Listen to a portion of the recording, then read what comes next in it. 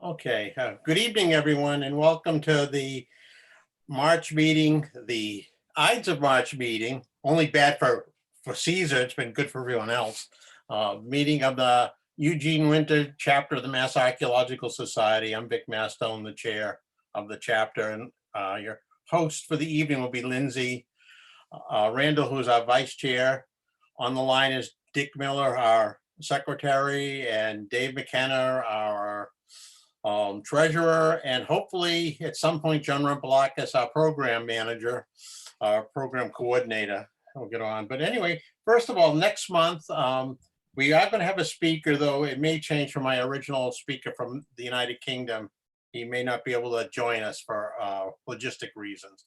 But also next month is when we theoretically do elections. And we're always looking to be replaced, all of us. We've been at this job for quite a long time. I think Dick Miller's been at it the longest. But I've been the chair and vice chair for quite a while, and Lindsay's been the replacement vice chair, and Dave's been there. The Hotel California, we can never leave. Yeah, so, but it's not a heavy lifting job, but we all would like other people to get involved. So if you're interested, just email me or email the info@northeast at Mass Archaeology, and I can get to you with that. Let's see, the museum still is open only on Saturdays. We're hoping to change that soon to get another day, and it may not be Wednesdays, it may be Friday, Saturday openings, but we aren't quite there yet. That's sort of at the big picture for MAS. I should then now turn it over to Lindsay. I don't think we have anything else to talk about specifically. I haven't talked to Ryan yet, but we may try to push for a May in-person and hybrid meeting. Our speaker is coming down from Syracuse, and she's very willing to do an in-person for us. Dr. Claudia Chang, she retired from Sweetbriar College down in Virginia, and she works in Uzbekistan and much of Southwest Asia. So it's kind of she hasn't narrowed down what she wants to talk about yet, but it will be very interesting. And Claudia and I and her husband went to grad school together. So with that, I'll turn it over to Lindsay and Dr. Farley. Okay, well, thank you again, everyone. We are very excited to welcome Dr. William Farley. He is an assistant professor of anthropology at Southern Connecticut State University. His research focus on colonial interactions, changes, and continuities during the earliest years of European colonial settlement in Southern New England, with a particular attention paid to the integration of novel materials and ideas into everyday 17th century life.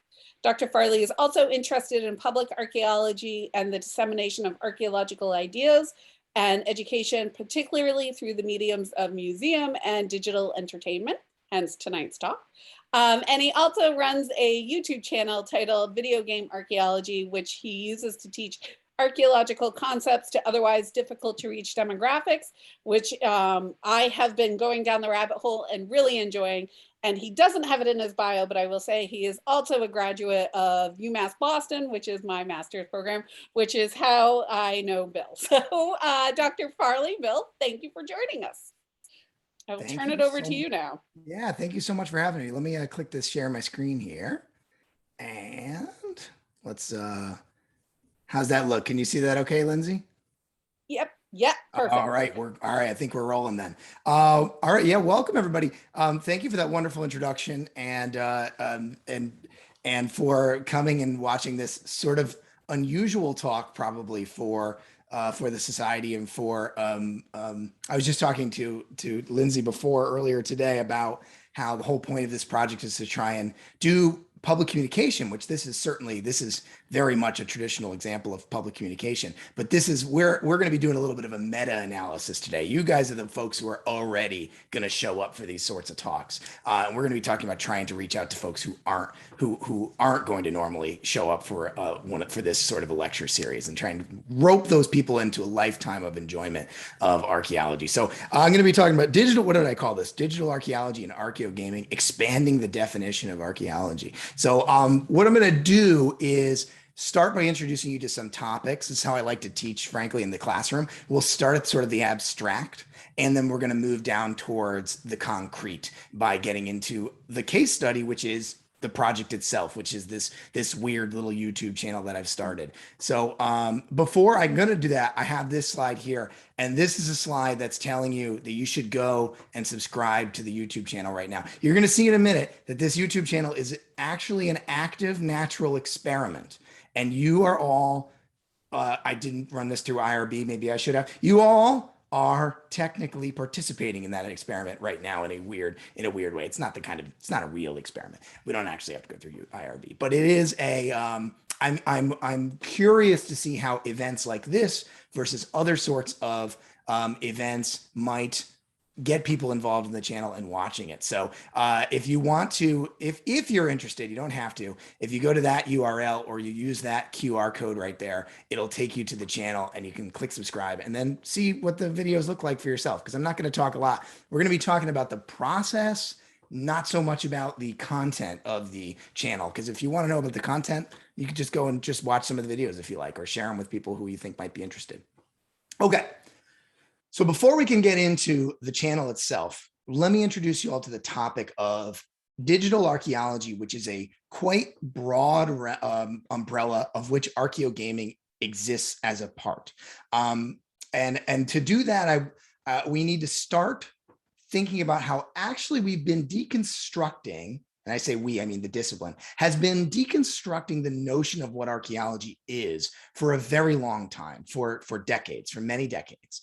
And I think that the through line that leads to archaeogaming begins with archaeologists being more willing to explore and interrogate the recent past. And what I mean by that is not looking at sites of antiquity, really ancient sites, but rather than sites that are 5,000 years old or 500 years old or even 200 years old, rather what happens if we apply the ideas of archaeology to archaeological sites that are maybe only 100 years old or 50 years old, or might even still be actively being lived in by people who are a part of that archaeological story. So I have, for an example of this, what I think is a really powerful example, which maybe some of you have heard of, and it's got another UMass Boston pedigree. A classmate of mine from UMass Boston when I was a master's student there, Laura Ng, has been participating for many years in a project looking at the archaeology of Manzanar, which was a Japanese internment camp during World War II. And so this is an archaeological site that was only 60, 70 years old at the time that this project was started. People who survived the internment camp were still living. So they were the researchers were able to do ethnographic research, interviews, historical research to support the archaeology itself.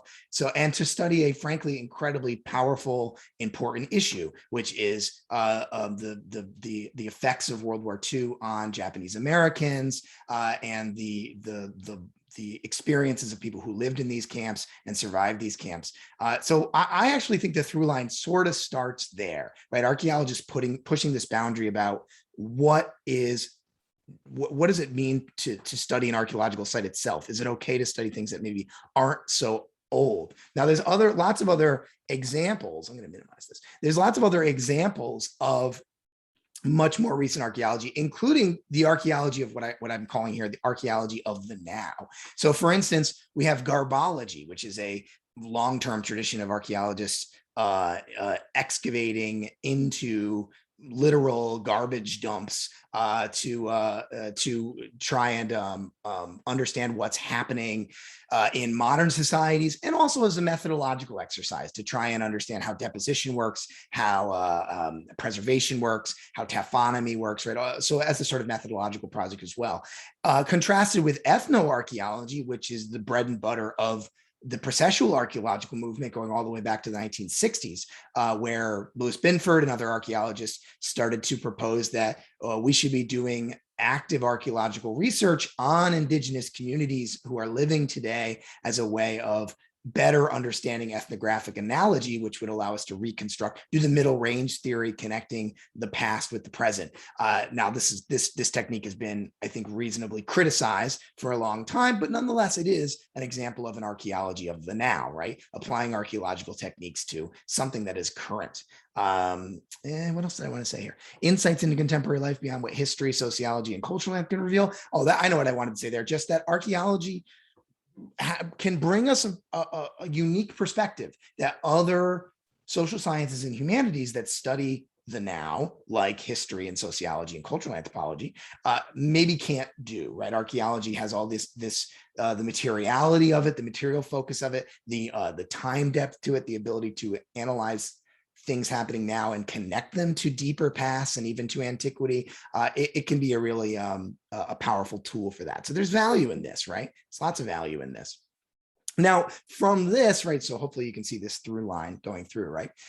From archaeology of the recent past to archaeology of the now, it's not hard to imagine how archaeologists started to think about how we can apply the archaeological method and the archaeological lens to the digital realm.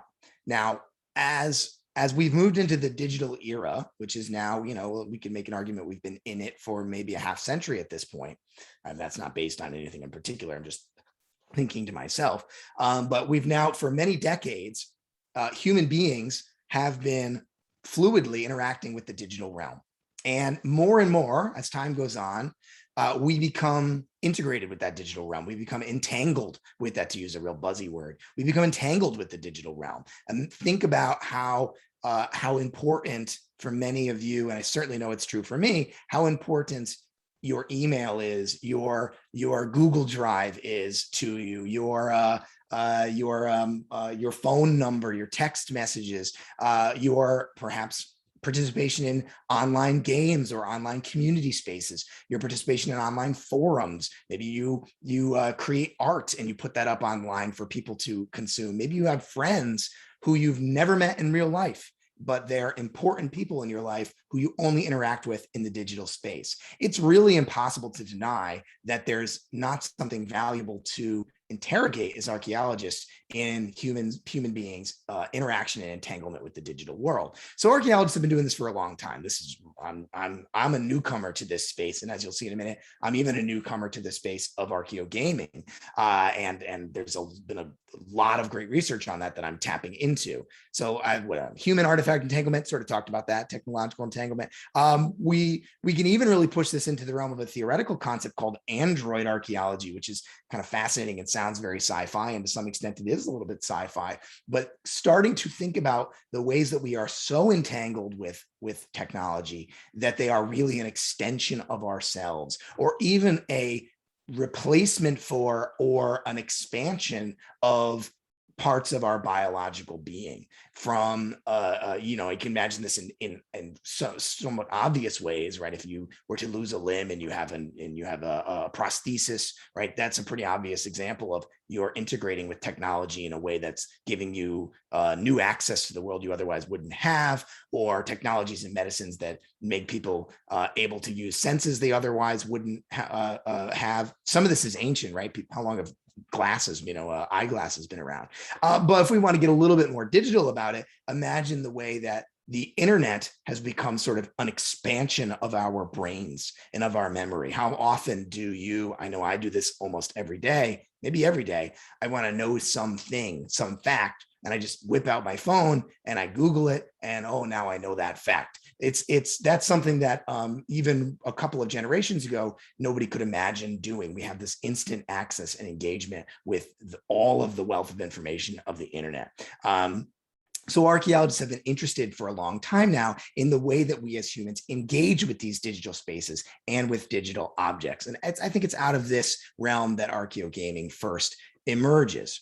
So we have our quite famous Arthur C. Clarke quote, "Any sufficient advanced technology is indistinguishable from magic," right? If we want to think about the technology we have today, if ancient peoples were to view it, they would see it as quite extraordinary, and it is quite extraordinary. And so we are interacting with the digital world in an extraordinary way. It's not a way that humans have ever done so before, and it's worth studying. And the archaeological lens has value in studying this period. So we're already living in that sci-fi world. Now, let's get into archaeogaming itself.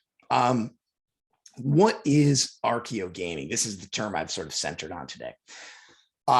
It's the archaeology of video games. Okay, we could leave the definition that short. So I'm going to try and give you a more expansive definition from Andrew Reinhardt, who's a leading theorist in the realm of archaeogaming, and wrote this book that you see here, which is sort of the textbook intro to the subject. And this book is like 12 years old now. So again, like I'm saying, I'm not making anything up here. I am engaging with an already existing, quite robust subdiscipline of archaeology and anthropology. So here's some of Reinhardt's definition. Quote, archaeology broadly defined is the archaeology both in and of digital games. I'm sorry, that's supposed to be archaeogaming. That's a typo. Excuse me. Archaeogaming broadly defined is the archaeology both in and of digital games. In archaeogaming, archaeology is not used as an analogy or metaphor for a certain kind of analysis. And then I give an ellipses. And I point out that this definition goes on for literally 3 pages. So archaeogaming is really hard to define. It actually turns out to be a lot of things. Some of this, I think, might be the youth of the discipline. In some ways, I think the discipline hasn't settled into what it might be in another decade. That's exciting, actually. It's really pretty cool to be engaging with this science when it's still so young and it's still kind of in its infancy. And even Reinhardt himself has admitted that this book is now out of date and needs updates. It's a fast moving discipline, obviously, because technology moves fast.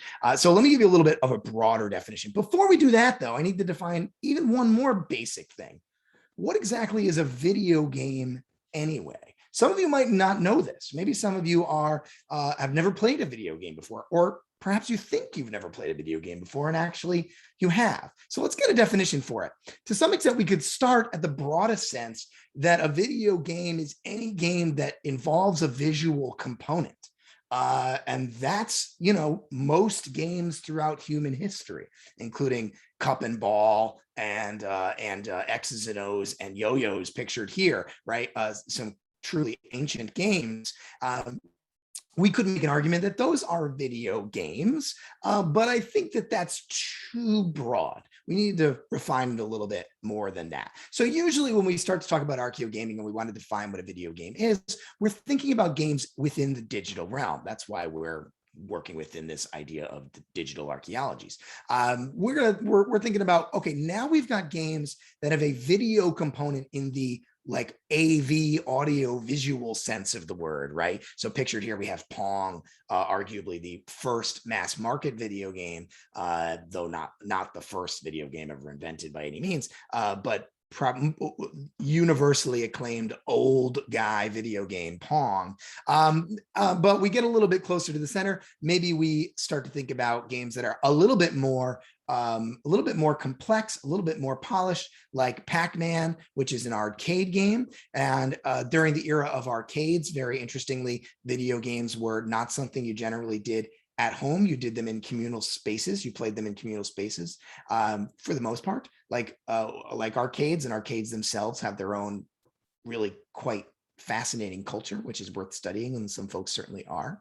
And then eventually, and this is the market which I think archaeogaming actually exists, we start to see games as a technology with mass market appeal that can be used by many different people. And so that really emerges with the rise of so-called console gaming or home personal computer gaming on things like the Nintendo Entertainment System pictured here, and obviously all the systems that have come since then, right? We're many generations of video games on from the NES, but this is the point at which I would say most archaeogaming researchers start to focus on. They're kind of interested in this. Now, that's not to say that those other realms aren't worth looking at, but we're often focused on the ways that humans engage with games in a one-on-one way, or sometimes in communities, small communities, but on games in their own homes. But of course, video games, the definition of video games itself is always evolving and changing. It's a capitalist, market-based, massive, multi-billion dollar industry now. Games are played by billions of people. And so we have to consider things like, what does the notion of virtual or augmented reality mean for our engagement with games? Or on a less, in a more relatable sense, perhaps for most people here, how about the fact that people play games all the time with the powerful little computer we all carry around in our pockets? How many of us play Scrabble or Wordle, or is Wordle even a phone game? I don't know. I've never played Wordle. Or Flappy Bird or Farmville. God, these are old fashioned. These are out of date games. I don't play a lot of mobile games. Whatever the hot mobile game is right now, right? That's a place that many millions of people are playing games, and they never touch a video game on a home console. They're not buying a PlayStation 5. They are not building a $2,000 gaming PC to play Ghosts of Tsushima or Elden Ring or Cyberpunk 2077. Folks are playing Flappy Birds on their phone, and they're doing it while they're sitting on the subway. What does that mean for our study of archaeogaming? Okay, now we've defined what video games are. Let's define what archaeogaming is. So this is mostly drawn from Reinhardt's book. And in fact, this is a picture of Andrew Reinhardt, who is most famous for this instance that's pictured here. So definition number one from Reinhardt, so-called what I'm calling real world archaeogaming. So traditional ethnoarchaeological methods applied to games and game spaces. So this might be doing the archaeology of an arcade, or doing an archaeology of video game hardware through the generations, or in an example that we have pictured here, the quite famous instance of the Atari Et Dump. And Reinhardt this is what sort of made him famous. He led this excavation, and it was at the end of a long historical research process, looking at trying to find Atari. Okay, how do I frame this for those who don't know? In the early 1980s, there was a massive market crash in video games at the end of the Atari sort of era and before the NES and on the Sega Master System and some other systems that later in the 1980s. And at that time, Atari couldn't sell these games. They made this infamously bad game that was a movie tie-in for a movie, the Steven Spielberg film E.T. By that same name. And the historical record suggested that they had, as a way to avoid the embarrassment of not selling any of these games, went and dumped them all in a garbage dump somewhere, never to be seen again. So Reinhardt tracked this down and did an excavation of the ET burial site and found them, right? So this is what I mean by real world archaeogaming. This is quite traditional archaeological methods and techniques applied to the genre of games. I forgot I had another image of this, right? Games history through a material lens. So I think this is kind of cool because we've got our Atari here. Interestingly, another Atari game here called Haunted House, an old-fashioned Starburst wrapper, right? Here's that archaeology of the recent past, right? There's also archaeologies of series and seriation I mentioned before. We can study simply the hardware evolution of video games. This is the full run of Sony PlayStations, from the PlayStation 1 on the left to the PlayStation 5 on the right, and the tremendous amount of technological change that has occurred between the release of these two systems. I think the PlayStation 1 came out in 1995 in Japan, and the PlayStation 5 was just published a couple of years ago, 2019, I think. I already mentioned, right, you can do the archaeology of spaces dedicated to games and gaming. And I think really interestingly, and I mentioned phone games before, our phones being with us all the time and the emergence of augmented reality in some ways allows games to enter the real world space, right? So Pokemon Go is a really great example of this, a game that's kind of come in and out of the zeitgeist, but was all anybody was talking about a few years ago.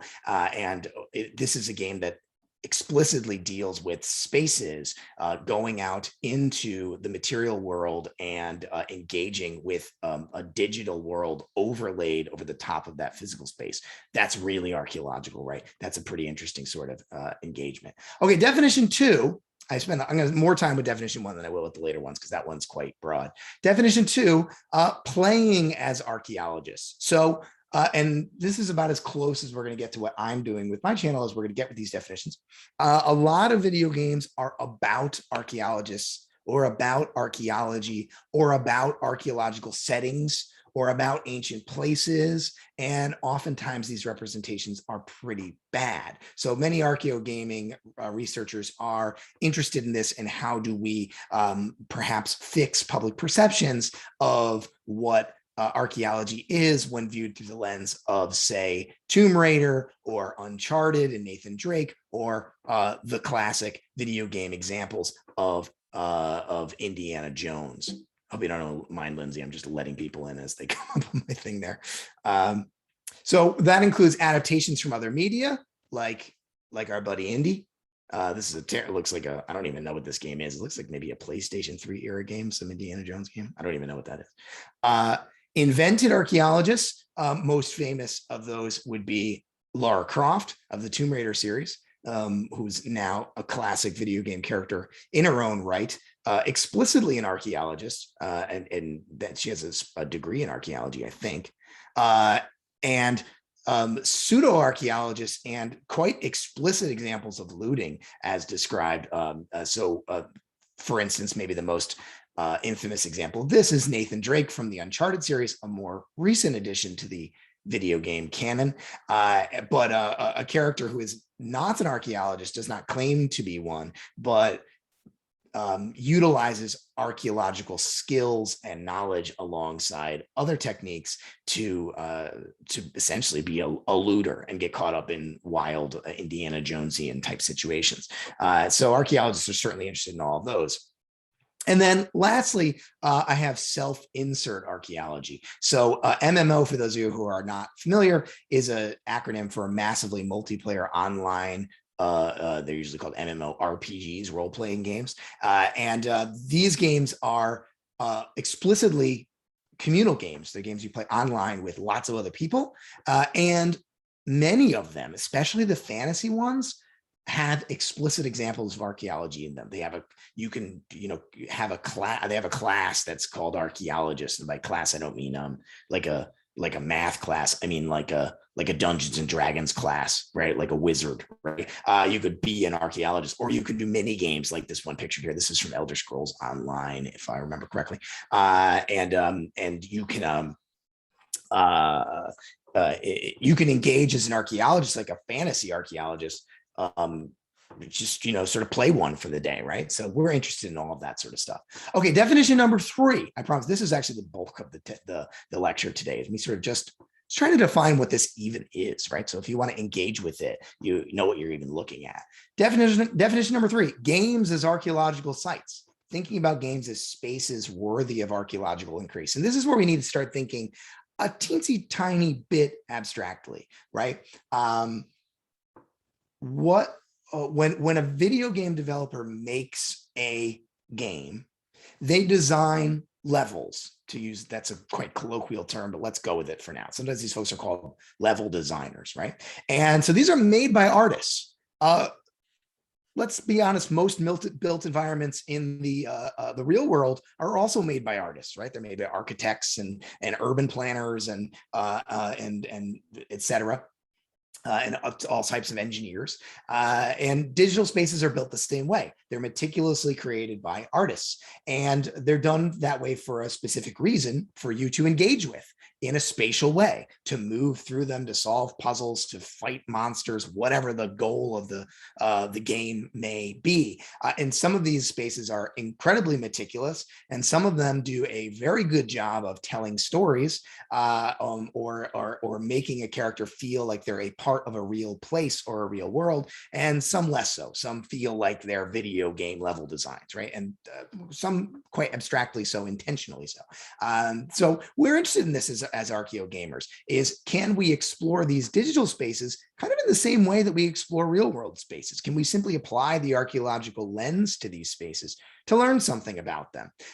We can do this by exploring single player games. This is actually a map of the same game we just saw. This is from the game Dark Souls, of which I've made several videos, and is a game that's quite good, extremely good at using space and using architecture and using as a way of telling stories, of implying histories, of creating mystery, of doing all kinds of stuff that makes the game very engaging to play, but also makes it very interesting to engage with as an archaeologist. But we can think of this as almost any other single player game. There are also video games that are quite explicitly about archaeology. This is the game Outer Wilds, in which you play a weird alien guy and you have this little spaceship and you fly around a tiny, comically small solar system and try and usually fail to land your spaceship on other little planets.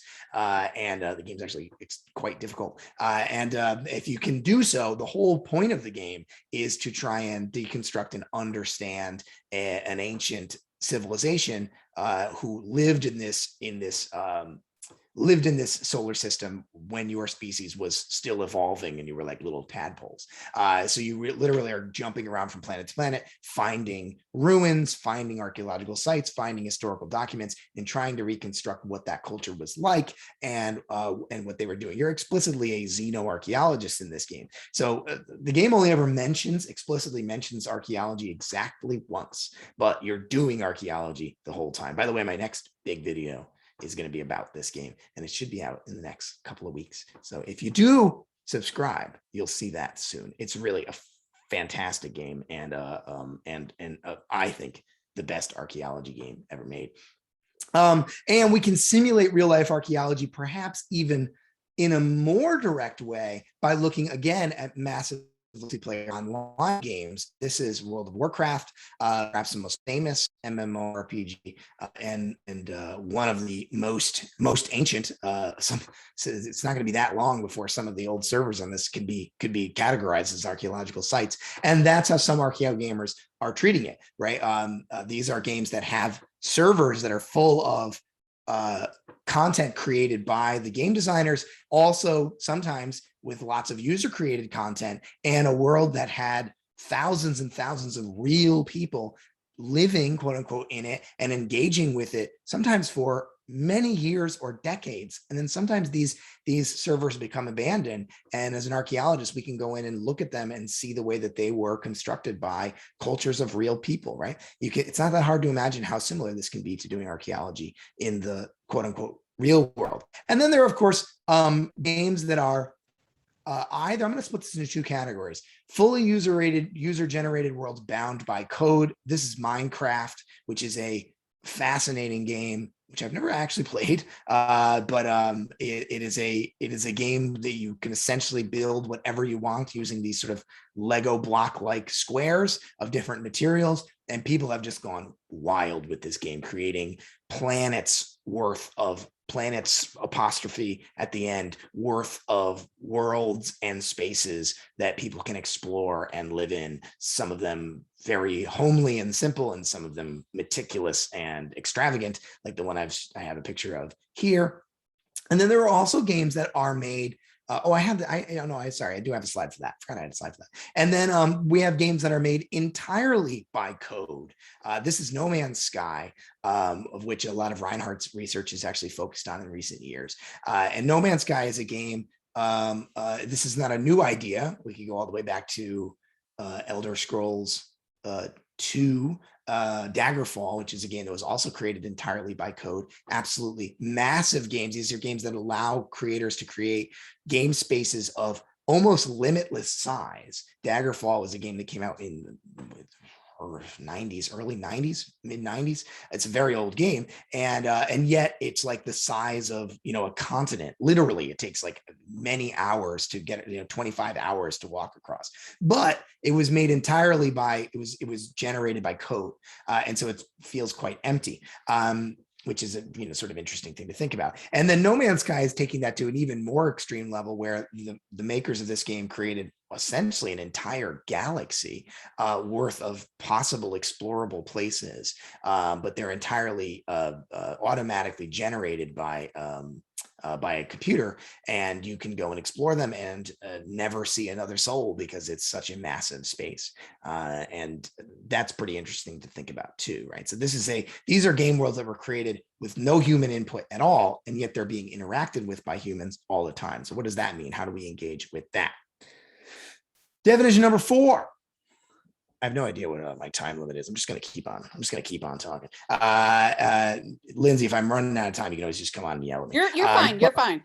I'm good because I'm actually now I'm just having fun. Go. This is fun stuff to talk about. All right, so definition number 4. This is the last one of these, and then I got some more stuff to talk about. Definition number 4: representations of archaeology.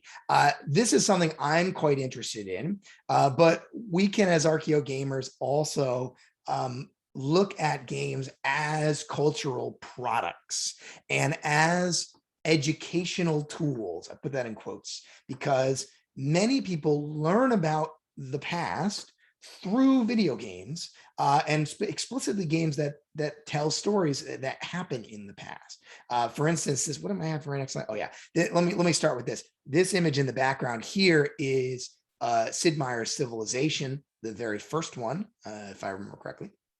And the Civilization series is now in its 6th iteration. It's a series that's been around for decades now, and it's been criticized many times for suggesting quite settler colonialist frames of the world, and yet it's also a powerful tool for teaching about the past. And many people have engaged with the past in ways through this game that they never would have otherwise, and thought about social development and the power of historical events and on, right? So mixed bag there for sure. And beyond that, we can even just simply ask this sort of ethical question of how accurate do these stories have to be? Many video games are about the past. They purport to tell a story about the real past. Sometimes they're meant to be, this is what happened. And sometimes they're meant to be a sort of fantasy world set within a what we call historical fiction, if it was a book, if it was a novel, right? For instance, the Assassin's Creed series pictured here, one of the most famous examples of archaeological settings, and the Assassin's Creed series, now also quite venerable, decades old series at this point, which has had players playing characters in ancient Egypt, in ancient Greece, in the Middle East, in colonial North America, and the most recent one you play as a Viking, I think, right? These games are, I haven't played these. My favorite ones are the ones that take place in Florentine Renaissance Italy, Assassin's Creed 2. That's a good one. But they're like conspiracy theory laden games about Knights Templars and assassins, and and secret plots to take over the world. And it's not that hard to imagine a link between those stories and the sort of Dan Brownification of online conspiracy theory stuff that can lead to some pretty dark spaces. So archaeo gaming can allow us to sort of engage with some pretty serious, significant topics in that way, and also just look at these games as interesting, examples of how good a job. You can ask such a simple question of how good a job did this Assassin's Creed do of representing ancient Egypt? Did they compress 2,000 years down into a single moment to make it seem like everything that interesting that happened in ancient Egypt happened all at the same time? Or did they do a more subtle job or something like that, right? We can ask some more simpler questions of that as well, right? So huge breadth to how we can tackle that. And ultimately, as I've been alluding to, we can even look at games that explicitly address or at least exhibit social issues. This is an image from Red Dead Redemption 2, a game that takes place around the turn of the 20th century in the American West. And it's a game that has representations of anti-Black racism, the Ku Klux Klan, Native Americans on impoverished reservations, and your character is just actively engaging with these things as a white man in this case, and you know. What are the ethical implications of that? That this is a way that many people are going to engage with these issues, and they're not going to engage with them in any other way. They might not ever watch a documentary about that. They might not ever read a book about that. They might not ever take a college course about that. This is how they're learning about those issues. Now, that's not to knock Red Dead Redemption 2. I actually happen to think they do a better job than most in that game. But some games don't do a very good job of this, or some games explicitly and are bad actors in this way, and they are intentionally misrepresenting the past to say something, to create some sort of social shift or change, right? So video games are a type of media, like movies, books, whatever, art, visual arts, music, and we have been criticizing those things for hundreds, thousands of years as social outputs, as things that have meaning for people. And we are coming to grips with that with video games. Video games are still a very young medium compared to all of those. And there's a lot of pushback to that. So Archeo gaming has a place in that much broader conversation about how do we go about being critical of these things. Okay. Oh, I forgot I had this one last slide. This is from Civilization 3, a game that I loved as a kid. I totally forgot about this slide. I'm sorry. This is just a kind of grade A example of how video games, one of the social issues that they engage with is imperialism and colonialism. This is the technology tree from Civilization 3. No matter what civilization you play as, be it the United States, Russia, China, the Iroquois, whatever, the Aztec, you are going through this chain of scientific advancement that is very much Eurocentric. So that's the kind of things we can sort of engage with and think about. Okay. Now, and I promise this part's going to actually, I think, go a little bit quicker, quite a lot quicker, is the natural experiment. What am I doing in this space? Now I've introduced you all to what's a rough definition of what Archeo gaming is, and I don't know, I've done the best job I can with it, but let's talk a little bit about what this thing is that I'm actually making. And what do I have here? Excuse me, I thought I had a different slide there. Okay, yeah, I'm sorry. So what I said, like I said, video game archaeology is a natural experiment. It's an idea I had for a very long time, like probably several years. I really only know a lot about two things exactly. One of them is archaeology and one of them is video games, because it's been a hobby of mine since I was very young, and I've engaged with video games as an artistic output for a long time, and as an entertainment product for decades, I thought there might be something interesting there. So I just started this YouTube channel during the pandemic, and I just started making videos. And I very quickly realized I was not doing something precisely new. Now, I think that this channel that I made is itself novel in some ways and valuable certainly in others, but I was not inventing something here. As I hopefully have addressed to you, people have been thinking about video game archaeology for a long time, at least 10 or 20 years. I started this channel and I wanted to try and find a unique way, but I decided I was going to run the channel for a year. We're about halfway through that year now, a little bit more than halfway through that year, and see what happened. What kind of videos worked? What kind of videos didn't? What did I actually want to create? Did I want to do analyses? Did I want to do teaching? Did I want to do pedagogy? And then at the end of it, I would write it up as a paper, right? So I already described to you what video game archaeology is. Here's a little look at some of my most recent videos that I've created, and you can actually see what the YouTube analytics look like. Now, what were the goals of VGA, this channel that I created?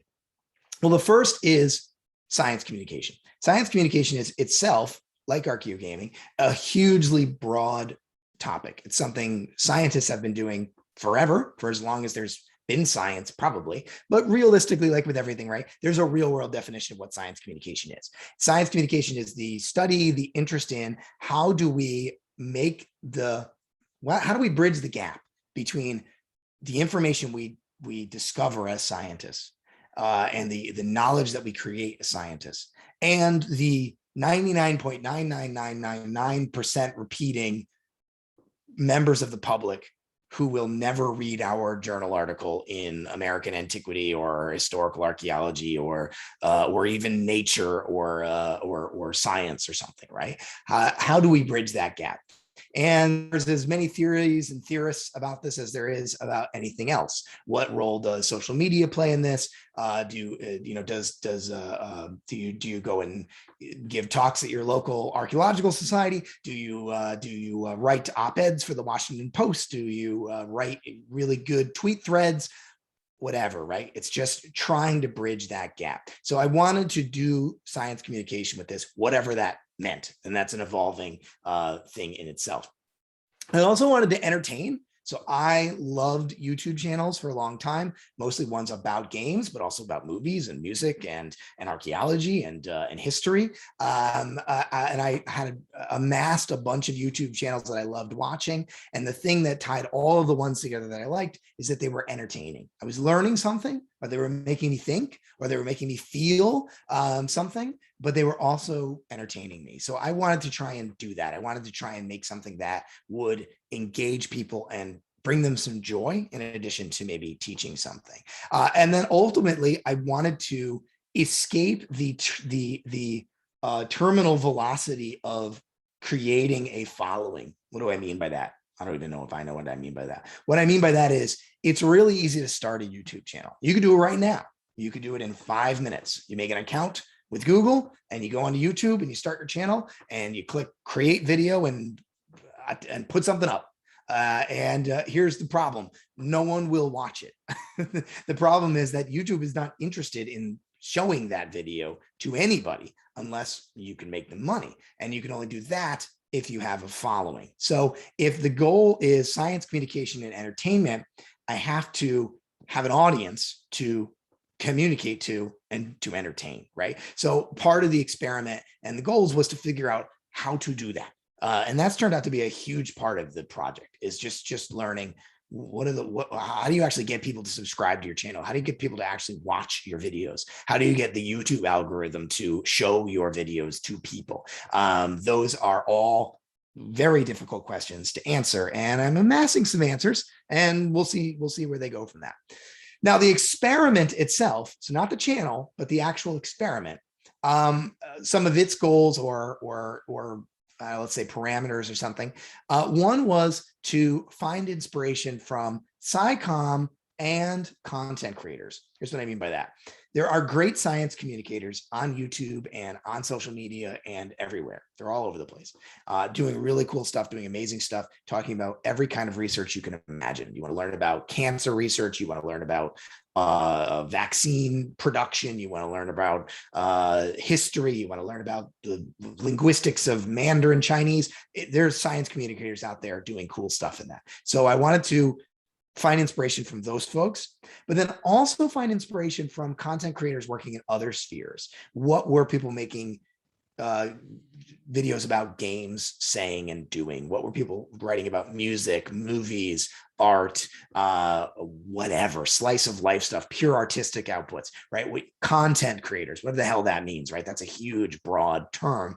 And YouTube's got millions of people doing that. And there's some amazing examples out there. And I wanted to try and draw inspiration from both of those, and honestly, the sort of secret sauce of this project is trying to put those two things together to make something unique.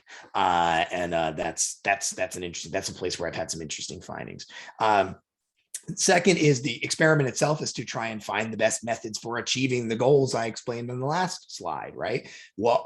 How do you make an entertaining product? How do you make a product that actually teaches something valuable and actually people will learn it? How do you build a following so that you actually have people to see the things that you make or engage with the things that you make? That's maybe the most important part of the experiment. And then eventually I'd like to write about it, right? So I would like to maybe publish a paper or more about this project and share that information within the scientific community, right? So science communication happens at all different scales, and it is important actually to communicate with other scientists within your discipline too. That's also important, because the whole point of this is to learn how to do science communication.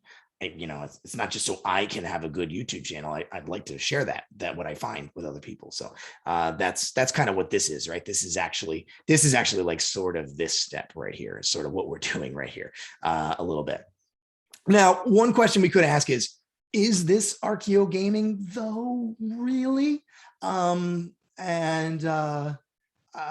This is, by the way, some good examples of archaeogaming stuff. This is a Sean Graham's book. Andrew Reinhardt's book. This is from SASA, Save Ancient Studies. And then these last two over on the right are my sort of archaeogaming community. There's actually several out there, but the one I call home, I'd say, is the Archaeogaming Collective, which is a Discord channel and a conference. And it's just a collection of cool people doing all very wide variety of different kinds of archaeogaming research and engagement and learning as well, and very cool people. So you check those people out if you're interested in this at all, and you can follow them on social media and join the Discord and whatever. It's really a cool space, and those folks are definitely doing archaeogaming, right? So my answer is who cares? Who cares? Definitions like that are kind of dumb, but what I am, if I want to try and answer the question anyway, even though I've just said who cares, the answer is kind of.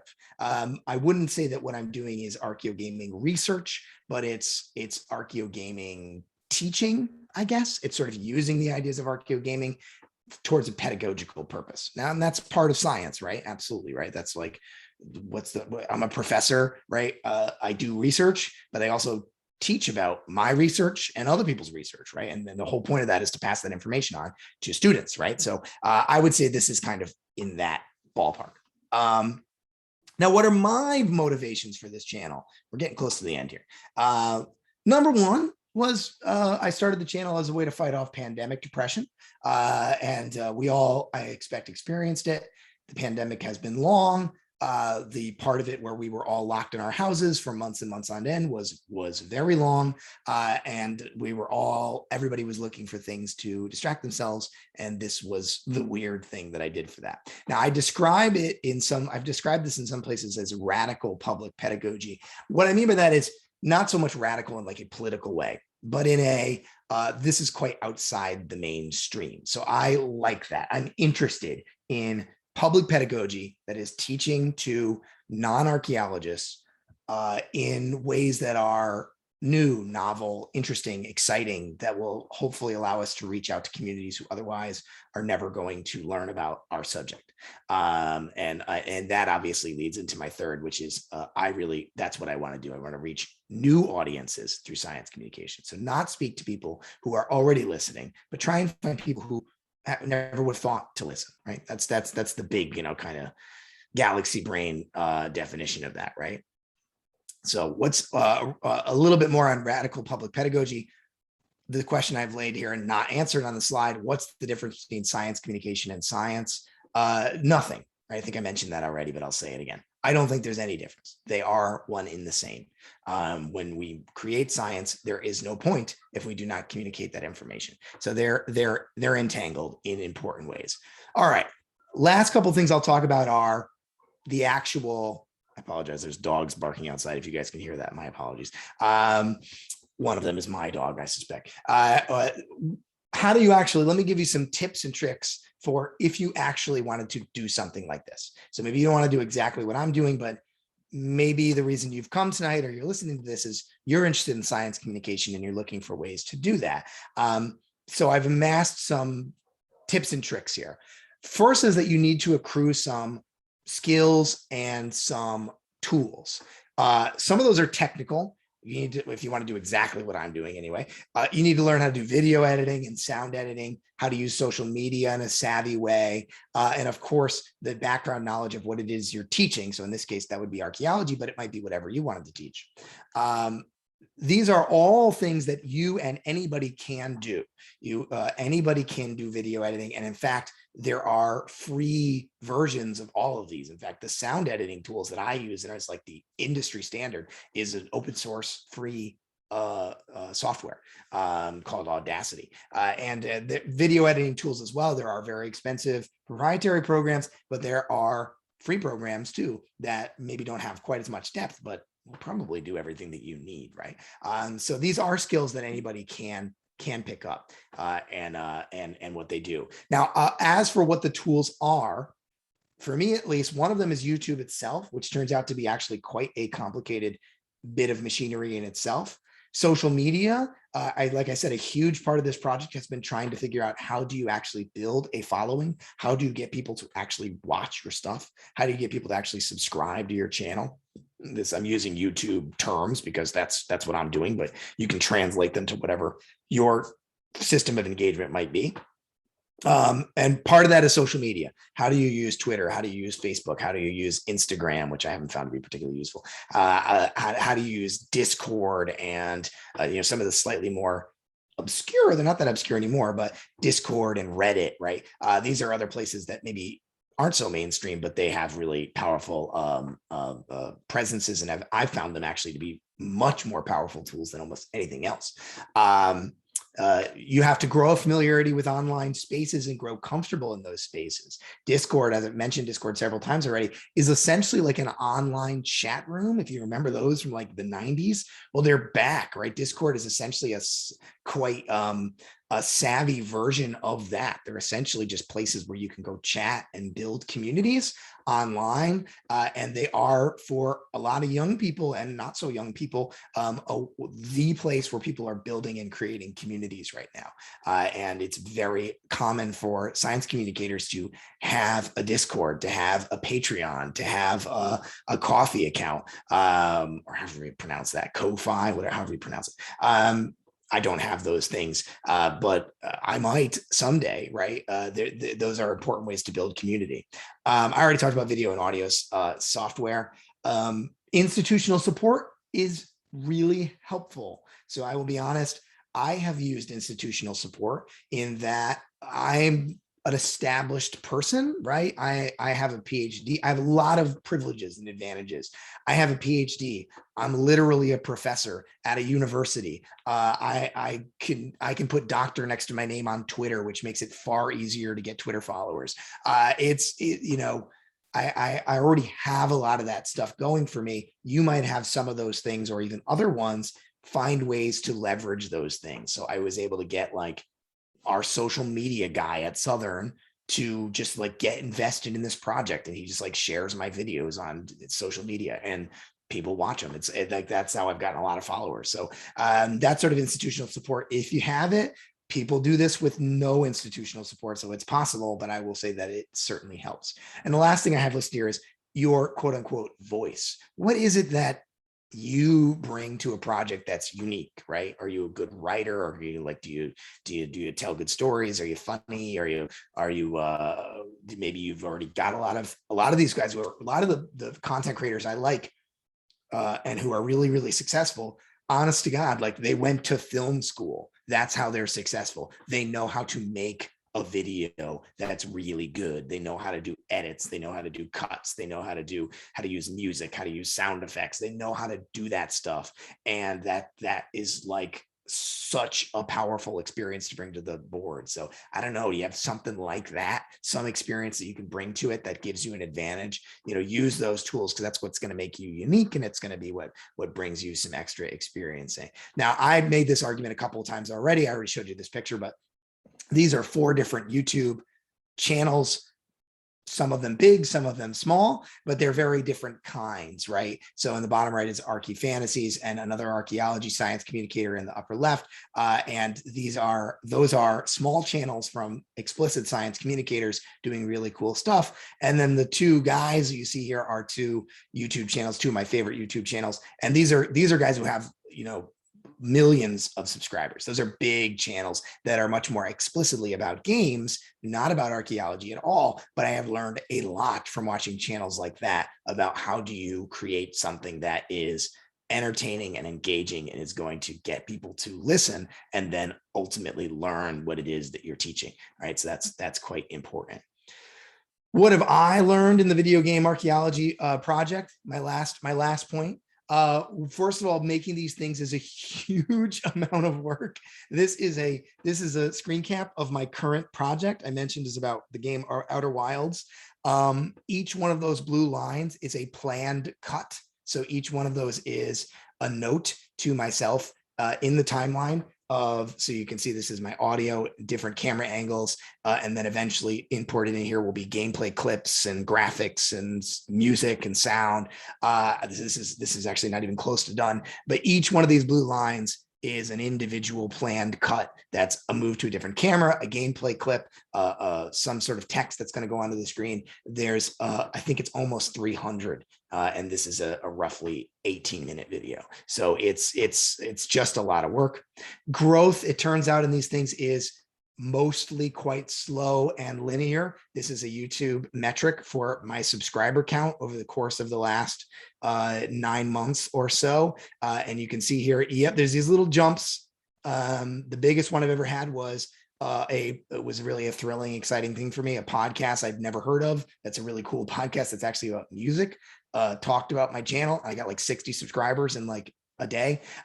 So weird things like that happen, but for the most part, it's about putting out content and you get 1 or 2 subscribers here, maybe 5 here, and it very slow builds. So I have about somewhere in the neighborhood of 450 subscribers, which is not a lot, but it's a lot more than a lot of other people. And so to get to that point, as I mentioned before, the idea of like breaking out of the gravity and to get past even like 100 or 200 subscribers takes a lot of work. And the idea is that eventually you get big enough that you can actually grow organically. And I'm not quite there yet. So ultimately, you make the best stuff that you can, you make it steadily, and don't worry about virality. You can see here, there's a very, very easy to see pattern here. All of these are views, little jumps in views. You'll notice they coincide mostly with putting up videos. That's what these little symbols are. And then there was a section here during last semester when I was way too busy and I wasn't able to make any videos for a couple of months, and I got almost no views. And then I started making videos again, and I got a big jump in views and watch hours, right? That's how it works. And that is that's all I got. The last thing I'll say is thank you for inviting me, especially to Lindsay, who invited me. I really am honored to get a chance to talk to you about this very weird little side project. I swear, as you heard Lindsay say in the beginning, I do real normal archaeology too. And this is a weird side gig for me. But if you haven't yet and you're at all interested in seeing what I'm doing, you can subscribe to that YouTube channel, the URL that you see right there. You can use that QR code. And I've got about 30 videos up there of many different types. So check them out if you like. Thank you, Bill, for that. That was excellent. I also put the link in the chat for everyone to his YouTube page. If you have questions, you can send them into the chat and I'll ask our speaker and everything. I will say as you're talking about this, some of like the old fashioned like games and how some are better than others. I'm going to put in the chat for anyone who is interested. Smithsonian last year was reporting that they're redoing the Oregon Trail and they've hired 3 native video game people to help. That sounds cool. Yeah, 3 native people to help so it's not, racist and everything. So as long such as a great example, right? That's dysentery, that is solid for me. But Oregon Trail is such a good example, right, of this game that so many of us played as kids, and it's how we knew history. Yeah, and it's like okay, it gets you to engage with history, and I guess at some level that's good. But that game's like hecka problematic, right? There's all kinds of weird stuff in there that's not great. Not just its treatment of indigenous people, which is probably its biggest sin, but just like, although you can actually accidentally recreate a real act of colonial destruction in that game. Because how many of us played that game and you'd get the chance to do the shooting buffalo scene and you would kill like and you try and kill as many? Yeah, and it would say like, because it was fun to do the little first-person shooter game, a little proto first-person shooter, and it would be like, you killed 37,000 pounds of buffalo, but you can only carry 100 back to your thing, and like that's actually a horrible real event that occurred where the U.S. military paid people to go out and kill buffalo explicitly to try and cut off the food supply to indigenous people who they were at war with, and so it's like, even there, right? Like weirdly, the game found this way, I think unintentionally, to tell an uncomfortable truth about history, and that's so. I'd be interested to see if maybe they leave that in, but that would be so that's interesting. I hadn't heard about that project. Boy, Yeah. So that one made me happy because you can also, I believe, play Native people in that game, or you will be able to. So that's not something you could do before. Well, you could oh be like, no, it's like that wagon train, train going through. I'm gonna have fun with that, right? Okay, we have a few questions coming in from Corey. Thank you, Bill, for an amazing talk. Are you aware of any major games or studios that explicitly consult with or employ archaeologists when creating their games? We know Uncharted is not one of those. So I don't think so anyway. No, that's such a good question, because the idea of like consulting with experts in video games has become more and more prevalent and important as time has gone on. And games consult with historians, and they consult with indigenous groups, and they sometimes they consult with communities who are represented in games to try and as sensitivity readers sometimes, or perhaps just as participants in the writing of the story or the production of the game. But I know of a couple of kind of small indie games that are like made by archaeologists. Archaeologists were sort of integral in them, but in terms of major studios, I don't know. I know Michael's on this talk. Maybe he knows. I just saw him. Yeah. Are there Michael any does have a question too. Yeah. That's why I don't know. I wonder if the Assassin's Creed games, maybe they consult some archaeologists, because there's a lot of like the material culture in those games is like meticulously, obsessively recreated, But if they consulted too, I'm like, do they consult real archaeologists or the History Channel archaeologists? I suspect they're careful about how they consult them, right? So they might go to an archaeologist and be like, tell me what, Roman armor would have looked like, and I want to be able to recreate that perfectly.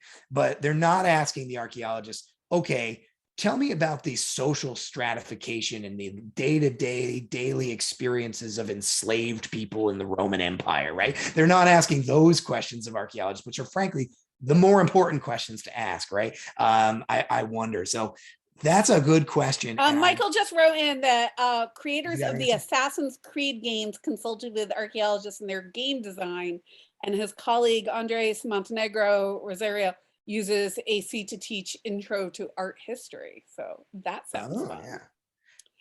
So Michael's in the chat, and he's a fellow archaeo gaming researcher who probably knows a lot more than I do. Who's also a professor in Massachusetts. You should have him on to come. He is where in Massachusetts? He took over Kurt Hoffman's job. Oh yes. Yeah. So Stony Brook, right? Yeah. Okay, so Bridgewater. That's fine. No, that's Stony Brook. We're right. Bridgewater. Sorry. Yeah, Bridgewater. Okay, so he has a question on the topic of archaeology of the now. What role does this play in establishing cultural continuity between pre-contact and post-contact indigenous nations in service of indigenous sovereignty? And what can the role of Indigenous creators and video game designers, such as his friend Renee Nejejo, be in addressing inequality in game design vis-a-vis Native American representation? I want to know. That was such a long question. I'm trying to find it in the chat so that I could read It's it. like a few down, like 4 or 5 down. Yeah, because I want to. Is this one great? Oh, from a fellow AG. No, that's Michael. Yep, nope, that's his question. Oh, that's Michael's, right? Oh, okay. Yeah, sorry, I jumped down. Oh yeah. I hope you don't mind if I just give it a quick reread. I have definitely absolutely 100% undiagnosed ADD. And so now I like to reread the question because that helps me engage with it. Now, what role does it establish a cultural continuity between pre-culture? What can the role of Indigenous creators and video game designers such in addressing inequality in game design vis-a-vis? Yeah, I mean, I think a lot, right? So we obviously have been engaging with this critical question of the pre-contact, contact, his historic divide, and right for a long time in archaeology. And this is something that game developers don't do a particularly good job in. They are lots of games exoticize the ancient past. They exoticize indigenous people. I mean, most the new Horizon Forbidden West game has been criticized for this, of having quite explicitly white coded characters in sort of indigenous dress, and there's in-game reasons for that, but it's kind of did they really think that through? So the idea of representations of Native people in games has for a very long time, and still to this day I think in many ways has not been good, but there have been some Native-led studios making really indigenous games. I was thinking of there's some. Well, Jose mentions in his comment that there's the video game. It's right after Michael's stuff. In the comments in chat, if anyone wants to see Never Alone. Yeah, that was actually the game I was just thinking about, which is this. It's like this really indigenous game. It's it's an insider sort of a game, which I haven't been able to play because I think you can only get it on PC, and I don't have a game in PC. I think it's a Steam kind of a game. It's or a itch.io kind of a game, and I'd really like to. So I think they should play a big role. So to follow up on the question of should archaeologists be engaged with? Sure, yeah, for sure. I think that if any game is going to do anything to do with indigenous folks, they should definitely have indigenous consultants, or better than that, they should have indigenous folks be a part of the project from the start, right? Be in creative roles, be in directorial roles. Be the designers, right? Be part of the design team, or maybe maybe leads on the design team if that's something that can be done, because they're going to bring good. We keep coming back to Assassin's Creed, right? But Assassin's Creed 3 is a game that takes place during the revolutionary era in the colonies, so in the 18th century, and you play a half indigenous guy, and it's certainly not the worst representation of a Native person I've ever seen in media, but it doesn't strike me as particularly thoughtful or complex, right? So what would have happened if they had indigenous people engaging with that from the start? Probably they would have had something a lot more powerfully real and authentic and meaningful, which are the kind of things that game developers say they want to do with their games, right? So yeah, we just need to advocate for more of that, more thoughtful engagement from communities of all types. But certainly, if you're going to depict indigenous people or indigenous themes, you got to have those folks in the room. I think that's really important. Oh, there's so many questions. Yeah, we have another one. You touched a little on this, but Jose was wondering if you could expand on what are some ways that we can apply archaeological methodology to video game studies relating to aspects of level design and architecture? And I will make a pitch for your Legends of Zelda Breath of the Wild. Yeah. Maybe talked about that. Sort of. Yeah, this ends up being what most of my videos have been about. I don't know. It's I found this to be maybe the most fascinating aspect, and that's just me. That's just my engagement with it. I think that I've made the argument a bunch of times that if game developers think like archaeologists, or they learn how to think like archaeologists, they can create worlds that feel deeply, that feel real. but more than feel real, they'll feel human, they'll feel lived in, they'll feel cultural, right? Whether that's a fantasy world or it's meant to depict a real place in the real world, it doesn't matter. The archaeological lens can show, because game designers have to do that materially. They can do it literally, like with writing, and lots of games do this, right? The tried and true, like, oh, I found a journal on this table and I can read what happened. But better games tend to do this materially. They do it with the level design, they do it with architecture, they do it with item placement and enemy placement or whatever, right? What all the tools that a game has, depending on what the, puzzle design, right? And some games do this great, some games do it really bad, some games do it mediocre. And I think this is a place where game designers can draw from archaeological knowledge in a way that will just make their games better. That'll just make their games more like the games that they want to make games like, right? So I talked about Dark Souls in there, and it's usually, if you're talking to gaming people, they'll literally throw food at you if you mention Dark Souls. It's like, you're not allowed to do it because it's such a cliche thing to talk about. But most of y'all are not gaming people, so I can talk about Dark Souls.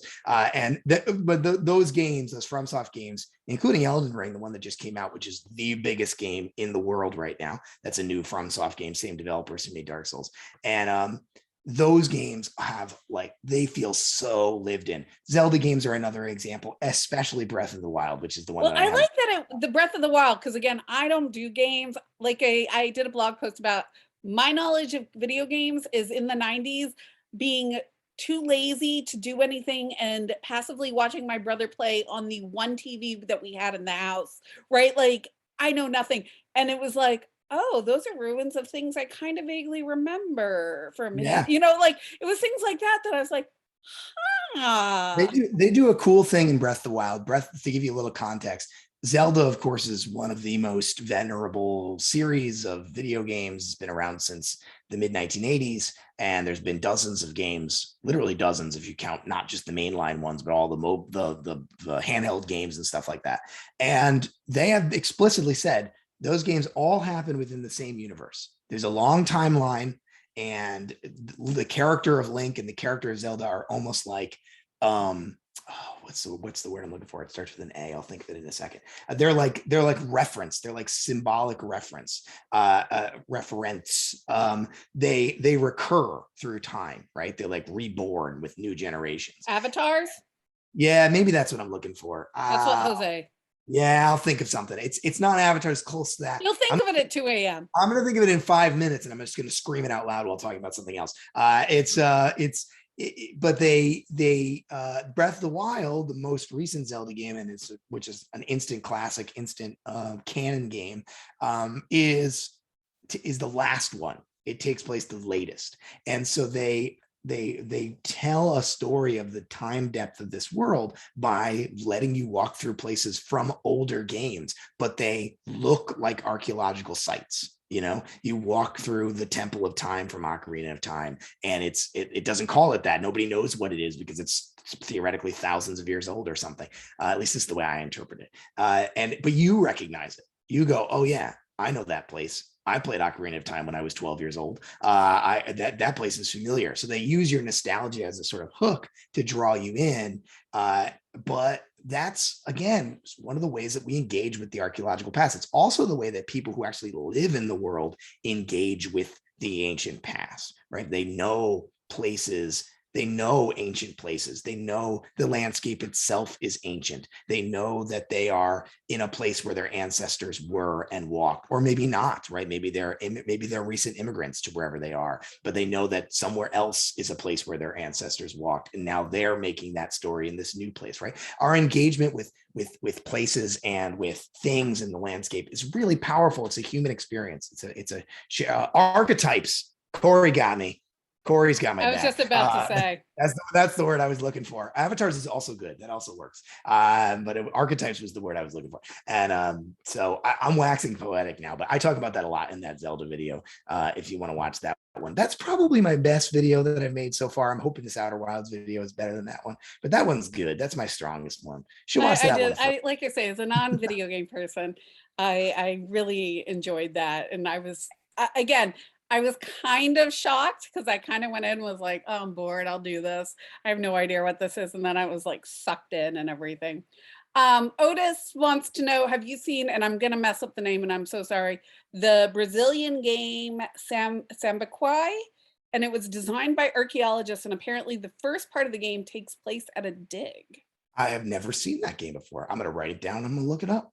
You can add that to my thing of now you Yeah. have two things for me. Oh, Chocobos, the domestication of Chocobos from Final Fantasy, and the linguistic thing of how do 12-year-old kids pronounce it when you cannot ask anyone except for other people pronouncing it as weirdly as you. Yeah. Those are now that is what I Chocobos? want. Chocobos. You are the only person who pronounced it that way, and that's beautiful. My brother and all his friends who are Chocobos. You think I came up with that? Well, so I haven't played this game, They're but adorable, and sometimes you ride on them. I don't know. They were they're- cute. for anybody who doesn't know, they're horse chickens. They're from a game called Final Fantasy, and they're literally chickens that are this. They're like I don't know. They're horse-sized chickens that you ride on. But and they have this weird, like, kind of quasi-Japanese name that nobody knows how to pronounce exactly. Anyway, but to finish on Otis's question, I have not played that game, but one of the cool things about the fluorescence of games, which is the indie revolution. So we're now a good number of years into you can just make games, right? Like people just do it. Like they literally, I've participated in a couple of what are called game jams, which is like you get together with some friends and you make a whole video game in a weekend, usually something really small and stupid, right? But you cram it together in 2 days and you put it out there. You could just make games now. So many people have the skills to do it and there's so many tools to do it that people are making amazing games all the time. They're making them about all kinds of different content and things that nobody else has written about before. So you can just make an archaeology game. You can make an indigenous game. You can make a game that's about whatever your ancestry is. If you want to just do it, you can just learn how to do it and do it nowadays. And I mean, is it going to make you millions of dollars? Almost certainly not. But people are still making these really cool things. So dude, archaeology is not going to make you millions of dollars either. No, that's true. Very true. It's a good side gig, I guess. So that's another way that archaeo gaming people are engaging with this space. I think some of the coolest people working in archaeo gaming are actually getting involved in making games themselves as an expression of all these ideas. And that's and I don't feel like I have the tech set. Like I said, I've participated in some game jams, but always as like a writer, right? Like I've been too afraid to go teach myself how to code or teach myself how to do level design or something like that, or the arts. So that's a place where I'd actually love to push myself in the future, because I think there's a lot of cool things we can do with archaeo gaming that's actually the making games ourselves and telling stories that way. Pokemon names. There's actually a great researcher that's somebody I follow on Twitter, and now I can't remember his name. Maybe I'll find it later and put it in the chat. Who's done research explicitly about archaeological representations in Pokemon. And there are Pokemon that are like literally like sarcophagi, and like Pokemon that are like, there's one that's like literally like a Stonehenge Trilithon. Like there's like there's a Pokemon. It's like, I don't know, his name's like Stonehenge or something. I have no idea. I've actually never played a Pokemon game. But that is a place people go. Yeah, and Far Cry Primal depicts life in 10,000 BC. That's an interesting one that I've never underplayed any of the Far Cry games. Man, I'm revealing how many games I haven't played. And then there was one, Michael, I think, was talking about, or maybe Jose, who the Humankind Odyssey. It's a survival game about human evolution. I've heard of this game. And it's like there's Australopithecine afarensis. So now I'm like, ooh, what is this? Yeah, what can I do with my kids? I've watched some videos about this game, though I've never played it myself, but it's like a game where you literally like you evolve through the human line, and the goal is to like survive. Now, can I be a Denisovian? I don't know if they got the Denisovans in there. Denisovans, that's how I keep hearing people pronounce it now. Sorry, is Trowley a Pokemon? No. Okay, so we're gonna have to end soon, but we are ending with Trowley explaining Trowley. Yeah. Okay. So Trowley's got a good story. So this is an Archaeo Gaming Collective story, which Michael's a part of too. Explain who Trowley is. Charlie is my little, hold on, wait. You guys can still see this talk, right? Yep. I can show you Charlie's on the first slide. Right. So that's Charlie. That's my buddy Charlie. And Charlie's like my mascot for my channel. And he was another member of the Archaeo gaming community was looking for a symbol for one of the bots that we were using on the Discord.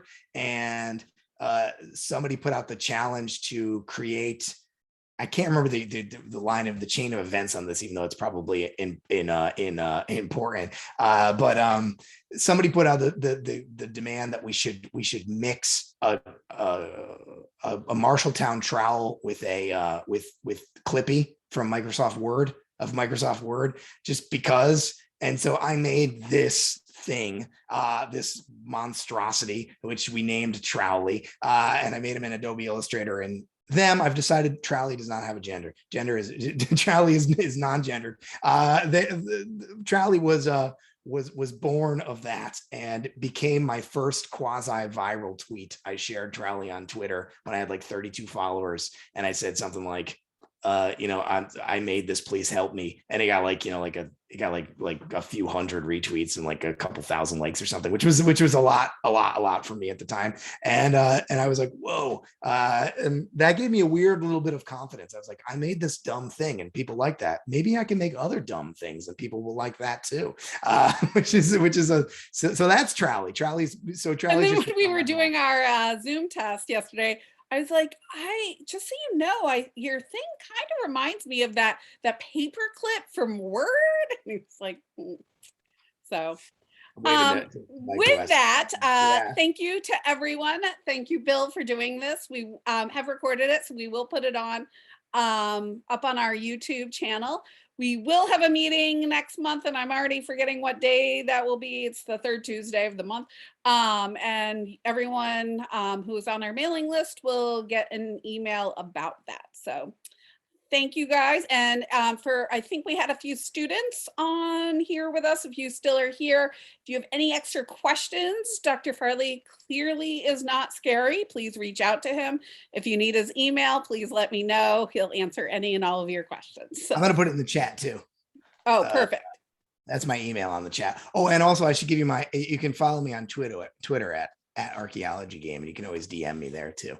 That's a good way to get a hold of me too. So. Yep. So I'll give you guys a few moments to grab that. But again, have a great night, everyone. Thank you. And now, good night.